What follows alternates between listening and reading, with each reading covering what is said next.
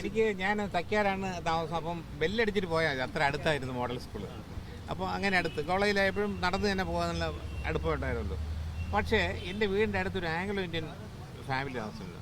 അതിലൊരു പെൺകുട്ടിയെ എനിക്ക് അങ്ങ് ഇഷ്ടപ്പെട്ടു. അപ്പോൾ അവർ പറഞ്ഞു ഇങ്ങനെ ബാക്കിൽ വരുമോ. അവർ ബസ് കയറുന്നത് സെൻറ്റ് ജോസഫ് സ്കൂളില്ലേ ജനറൽ ഹോസ്പിറ്റൽ ജംഗ്ഷനിൽ നിന്നായിരുന്നു. അപ്പോൾ അതുവരെ സൈക്കിളിൽ വരുമെന്ന് ചോദിക്കും. അപ്പോൾ ഞാൻ ഒരു സൈക്കിൾ വാടക എടുത്തതിൻ്റെ പുറകെ പോയി ടൈം അഡ്ജസ്റ്റ് ചെയ്ത് ഇടയ്ക്ക് ചെയിനൊക്കെ അഡ്ജസ്റ്റ് ചെയ്ത് അങ്ങനെ ഈ ബസ്സിൽ ഇവരെ കയറ്റി വിടാൻ ബസ്സിൻ്റെ ബാക്കിലൊക്കെ പോയി അവിടെ ചെന്ന് ഇവർ നടന്നാണ് പോണത്. അവിടെ നിന്നാണ് ഇവർക്ക് ബസ് ശംഖുമുഖത്ത് സ്കൂളിലേക്ക്.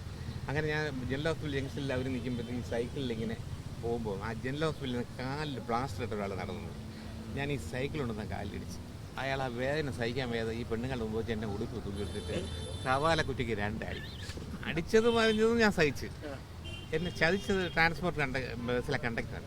ഈ അടി കഴിഞ്ഞിട്ട് ഇയാൾ എന്നെ സൈക്കിളിൻ്റെ 2 ട്യൂബ് ഇറക്കി വിട്ടിട്ട് തിരുവനന്തപുരം ഭാഷയിലുള്ള തള്ളക്കി വിളികൾ മുഴുവൻ വിളിച്ച് ഇതെല്ലാം പെണ്ണുങ്ങൾ കേൾക്കുന്നത്. സൈക്കിളിന് 2 കാറ്റും തന്നിട്ട് ഞാൻ തിരിഞ്ഞപ്പോൾ ബാക്കിൽ വരുന്ന ബസ്സിൽ നിന്ന് കണ്ടക്ടർ മേഘനാഥൻ എത്തി നോക്കുന്നു.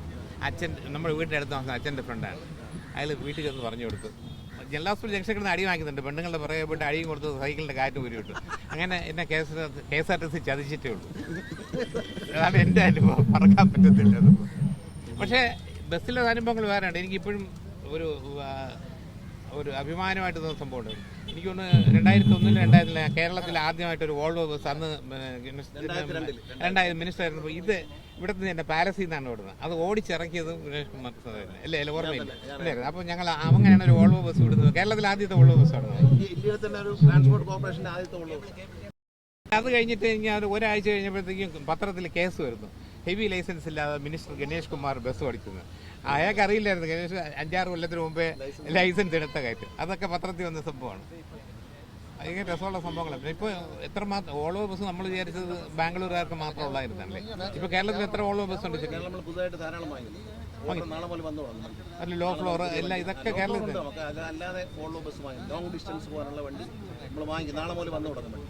ആദ്യത്തെ സിറ്റി സർവീസ് ട്രാവൽ ചെയ്യുമ്പോൾ കളർ തരുന്ന ഓർമ്മയുണ്ട്. പച്ചയും വെള്ളയുമായിരുന്നു. ഞങ്ങളൊരു നൊസ്റ്റാൾജിക് ഫീലിംഗിന് വേണ്ടിയിട്ട് KSRTC വീണ്ടും അതുപോലൊരു വണ്ടി ഇറക്കാൻ ആഗ്രഹിക്കുന്നുണ്ട്. പഴയ ഫോട്ടോകളെല്ലാം ബ്ലാക്ക് ആൻഡ് വൈറ്റ് ആണ്. പക്ഷേ ഈ കളർ എക്സൈറ്റഡ് ആർക്കും കിട്ടുന്നില്ല. കാരണം ഞാൻ എൻ്റെ കുട്ടിക്കാലത്ത് എൻ്റെ വല്യമ്മ, ഞാൻ ബസ്സിൽ അങ്ങനെയൊക്കെയല്ല കൊട്ടാരക്കരയാണ് പഠിക്കുന്നത്. അപ്പോൾ വല്യമ്മയുടെ കൂടെ തിരുവനന്തപുരത്ത് വരും. അമ്മയുടെ ചേച്ചി PR ശ്യാമള നോവലിസ്റ്റായിരുന്നു. ആ വല്യമ്മയുടെ കൂടെ പോത്തങ്കോട് പോകും. വല്യമ്മയുടെ ഹസ്ബൻഡിൻ്റെ വീട് അവിടെ. അപ്പോൾ ഈ കുമാരപുരത്തുനിന്ന് ബസ്സിൽ കയറും. ആ ഗണപതി അമ്പലത്തിൻ്റെ ആൽമരത്തിൻ്റെ അവിടെ നിന്ന് ബസ്സിൽ കയറും. അന്ന് ഈ പച്ച ബസ്സാണ്. പച്ച ബസ്സും അതിനകത്ത് വെള്ള ലൈനുമായിട്ട്. ഇപ്പം ഞങ്ങളത് വീണ്ടും റീക്രിയേറ്റ് ചെയ്യാൻ ഉദ്ദേശിക്കുകയാണ്. KSRTC ഇഞ്ചിനീയർമാർ അത് ഡിസൈൻ ചെയ്ത് കഴിഞ്ഞു. ഇപ്പോഴത്തെ ഒരു വണ്ടി എടുത്തിട്ട് നമ്മൾ ആ ഒരു ഓർമ്മയ്ക്ക് വേണ്ടി തിരുവനന്തപുരത്തെ പഴയ സിറ്റി ബസ്സിൻ്റെ ഒരു ഓർമ്മയ്ക്ക് വേണ്ടി ആ പച്ച പെയിൻറ്റും പച്ച താഴെ മുകളിൽ സിൽവർ കളർ അടിച്ചത്.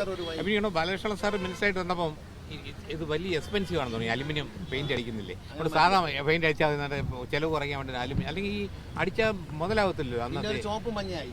ചുവപ്പ് മഞ്ഞായിരുന്നു. പച്ചയായിരുന്നു അല്ലേ. സിൽവർ ലൈനാണ്. നമ്മളിപ്പോൾ സിൽവർ പെയിന്റ് അടിച്ചിട്ട് ഒരു വണ്ടി ഇതുപോലെ അന്ന് ഒറ്റ ഗ്ലാസ് അല്ല, ഒറ്റ ഗ്ലാസ് ആക്കി മാറ്റിയ 2001 ഞാനാണ്. അന്ന് 2 ഗ്ലാസ്സാണ്. അപ്പോൾ ഈ 2 ഗ്ലാസ് ഇട്ടിട്ട് പഴയ പോലെ ഒരു വണ്ടി അത് ഉരുണ്ടൊക്കെ എങ്ങനെ ഇരിക്കും. അല്ല നമ്മൾ ഉണ്ടാക്കാനായിട്ട് അവർ ഡിസൈൻ വരച്ചിട്ടുണ്ട്. ഒരു കാര്യം മറക്കരുത്, ആ കളറിന്റെ പേരെന്താണെന്നറിയോ? Bus green. It is called bus green. പെയിന്റിന്റെ അത് ബസ് ഗ്രീൻ എന്ന് പറയുന്നതാണ് ആ കളർ. അത് പക്ഷേ ഇവിടുന്നാണ് വന്നിരിക്കുന്നത്. ഗ്രീനില്ലേ പെണ്ണുങ്ങളുടെ പാവാട കളർ, അതാണ് കറക്റ്റ് അല്ലേ. ആ പച്ചയാണ് വിമ്പിളിൽ പറയാൻ പറ്റില്ല അല്ലേ. ബസ് ഗ്രീൻ ബസ് ഗ്രീൻ എന്നാണ് ആ കളറിന്റെ പേര്.